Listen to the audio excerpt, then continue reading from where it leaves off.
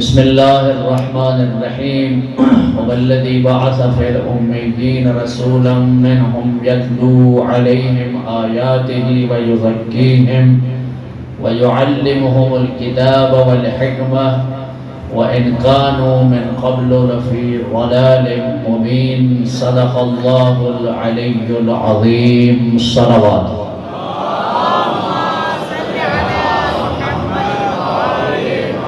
انتہائی معزز و محترم سامعین، آج کی شب جو ہے وہ انتہائی اور مسرت خوشیوں بھری، رحمتوں بھری اور اللہ کی رحمتوں اور برکتوں سے بھری ہوئی رات ہے، کیونکہ آج کی شب کوئی عام شب نہیں ہے جس شب میں دو ہستیاں دنیا میں تشریف لے آئیں، ایک کو رسول صادق کہتے ہیں اور دوسری ہستی کو امام صادق کہتے ہیں۔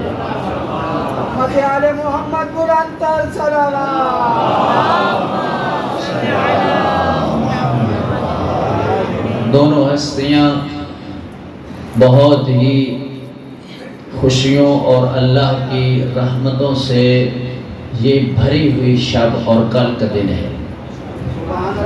میں دعا گو ہوں ان دونوں ہستیوں کی ارواح مقدسہ کے توسل سے کہ جتنے مؤمنین بھی آج اس مقدس محفل میں تشریف لے آئے ہیں، اللہ تبارک و تعالی ان دونوں ہستیوں کی عظمت و عصمت و رفعت کے صدقے اس شب اور کل کے دن کے جتنے بھی انعامات الہی ہیں وہ سب کے شامل حال فرمائے۔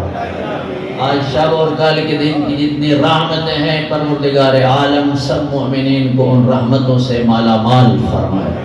جتنے مومنین حاجات لے کر آئے ہیں ان دونوں ہستیوں کی وجود کی برکت سے مومنین کی اللہ سب حاجات پوری فرمائے۔ اگر کوئی کسی مشکل میں گرفتار ہے اللہ اس کی آسان فرمائے، بار میں مولا کے خدا ظہور میں تعجیل فرمائے۔ علماء اعلام مراجع دینیہ بالاخص رہبر معظم سید علی خامنائی مرجع شیعہ جہان سید علی سیستانی کا سایہ تادیر ہمارے سر پر خدا قائم دائم فرمائے۔ اللہ تبارک و تعالی ملت ایران کو اور بھی سرفرازی عطا فرمائے۔ دشمن جتنی بھی قوتیں ہیں، امریکہ ہے، اسرائیل ہے، ان کے ہم نوا منافقین ہیں، خدا سب کو نیست و نابود فرمائے، پروردگار عالم سب کو تباہ و برباد فرمائے۔ خداوند منان بحق محمد و اہل بیت محمد ہمارے بار میں وارث کے ظہور میں تعجیل فرمائے، ہمارا خاتمہ اسلام و ایمان پہ فرمائے۔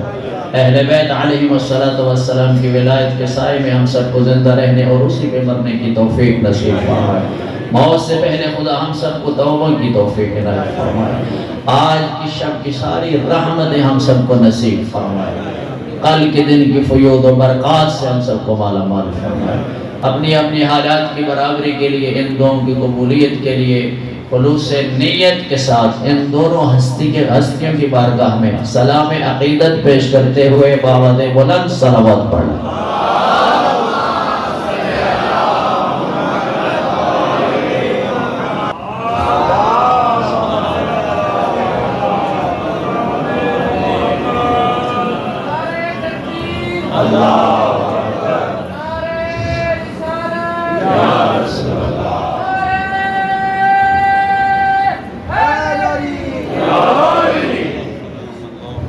اجے کو ججے بندے پکے جڑے اتھا دے بیٹھے ہیں تو اتھا ہی بیٹھے۔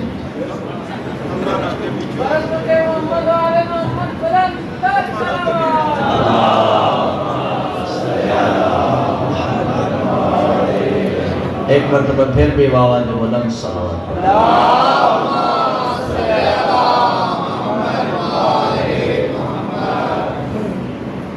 آپ پورے طرح اگر متوجہ ہیں تو میں صرف چند منٹ کے اندر دو تین چیزیں جو آپ کی خدمت میں عرض کروں گا، کوشش یہی ہوگی کہ وہ تھوڑی سی معلوماتی ہوں تاکہ کچھ آپ کو بھی پتہ چلے کہ نبی اور امام کتنی بڑی ہستی کے مالک ہوتے ہیں۔ ماشاءاللہ ماشاءاللہ۔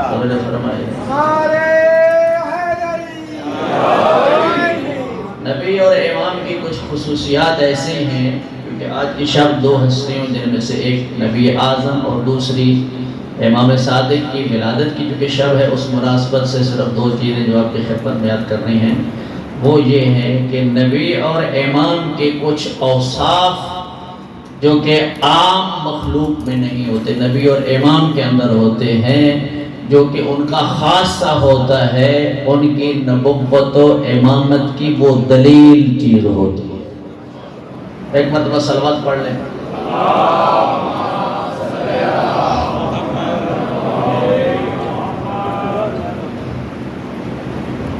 برادر محترم چونکہ تشریف لا چکے ہیں تو میں چونکہ ان کے آنے تک ہی میرا خیال ہے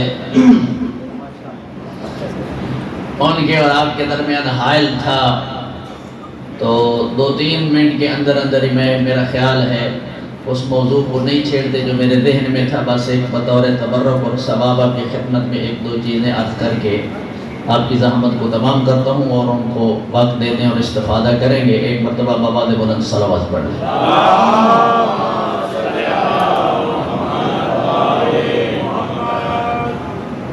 پیچھے سے اشارہ کر رہے ہیں راجہ صاحب، کیا مسئلہ ہے؟ ایک مرتبہ صلوات پڑھ لیں۔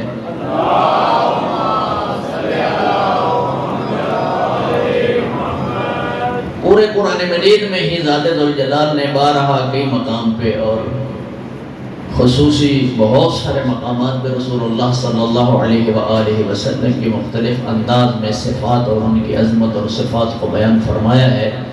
جس طرح مثلا سورہ مبارکہ جمعہ میں ارشاد فرمایا کہ هو الذی بعث فی الأمیین رسولا، اللہ کی ذات وہ ہے کہ جس نے امیین میں ایک رسول کو بھیجا۔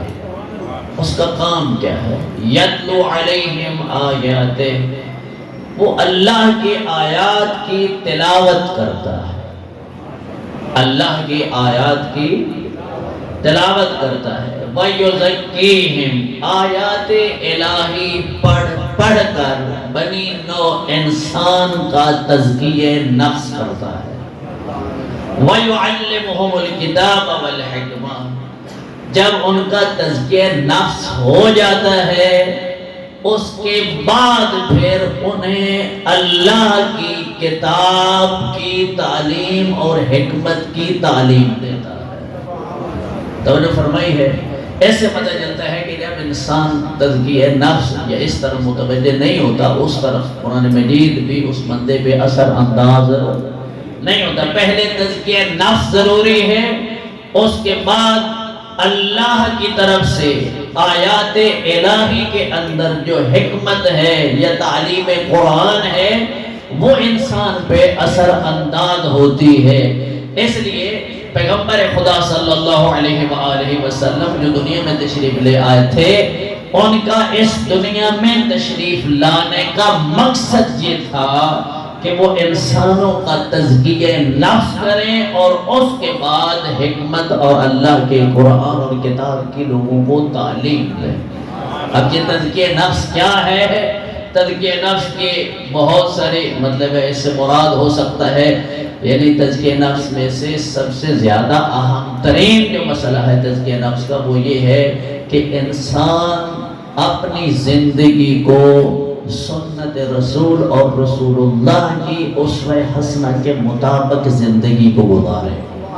اگر ان کی سیرت طیبہ اور ان کی اسوہ حسنہ کی اسٹڈی کرے گا، مطالعہ کرے گا، اس کے مطابق عمل کرنے کی انشاءاللہ کوشش کرے گا تو جہاں پہ اس کا تزکیہ نفس ہوگا اسی طرح اللہ تبارک و تعالی اس کو قرآن مجید کے علوم سے آشنا فرمائے گا۔